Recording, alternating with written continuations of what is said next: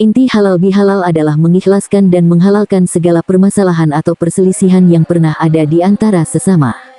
Lebaran ketupat sebagai konsep budaya yang diusung Sunan Kalijaga merupakan falsafah luar biasa untuk merestorasi, memulai kehidupan yang baru pasca Hari Raya Idul Fitri. Demikian pesan yang disampaikan Kiai Haji Lukmanul Hakim dalam tausiahnya di acara halal bihalal pemerintah, lembaga, dan tokoh masyarakat Desa Krajang Kulon, Kecamatan Kaliwungu, Kabupaten Kendal, Jawa Tengah di Gedung Olahraga Gor Serbaguna setempat, Ahad tanggal 22 Mei tahun 2022 malam. Kepada semua yang hadir, Lukmanul Hakim mengajak untuk bisa saling memaafkan, melebur segala perselisihan, dengan segenap hati yang seluas samudera. Sehingga bisa terbangun pemerintah Desa Pemdes Krajang Kulon yang jujur, adil, lembah manah, mengayomi, dan membahagiakan. Tradisi yang telah ditata oleh pendahulu kita khususnya sejak Wali Songo dengan adanya Lebaran ketupat sebenarnya sebuah falsafahnya luar biasa.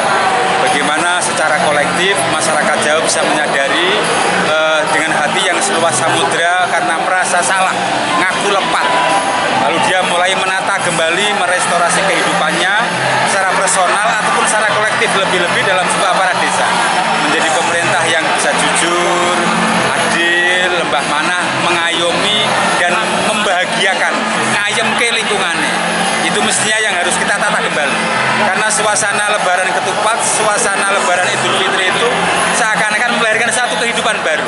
Maka memulai sesuatu yang baru pasca Idul Fitri halal bihalal sebuah catatan penting yang harus kita jaga. Jadi Indonesia itu ketika datang ke sini, Islam itu dikenalkan dengan budaya. Tapi budaya yang sudah nilainya sangat agamis. Karena setiap perilaku kita itu sebenarnya ada nilai-nilai agama, taruhlah hadis yang di sana. Taruhlah memuliakan tamu, itu agama.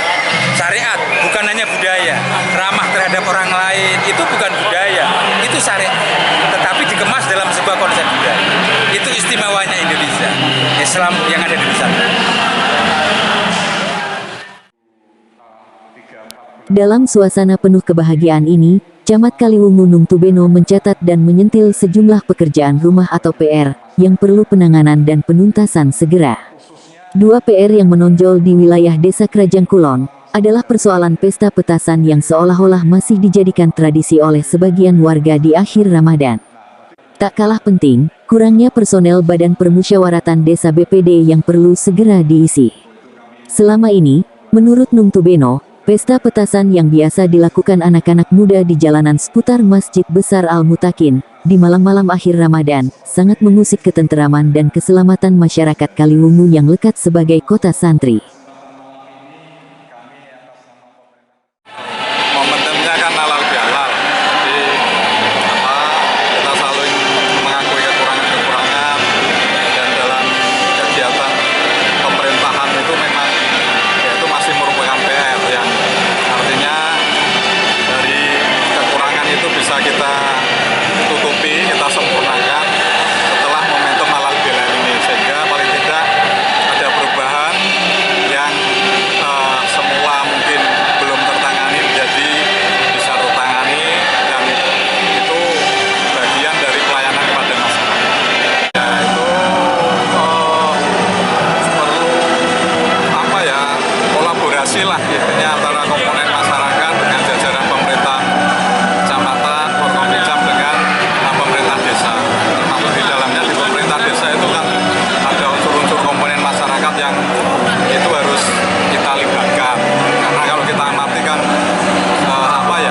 itu artinya yang kegiatan itu dilakukan oleh anak-anak kita yang sebetulnya bisa kita arahkan, bisa kita bina agar mereka bisa lebih kreatif tapi dalam hal yang positif itu. Menanggapi masukan yang disampaikan Camat Nung Tubeno terkait minimnya jumlah personel BPD, pelaksana tugas PLT Ketua BPD Krajang Kulon Budi Zamsari akan selekasnya mengambil langkah-langkah koordinasi dan konsolidasi untuk pemenuhan kelengkapan kelembagaan BPD, agar berjalan seimbang dan maksimal sebagai mitra Pemdes Krajang Kulon. Seperti yang tadi disampaikan dalam sambutan Pak Camat dalam acara halal bihalal di Desa Krajang Kulon, perlu kami tanggapi saya wujudkan terbentuknya kelengkapan lembaga BBD.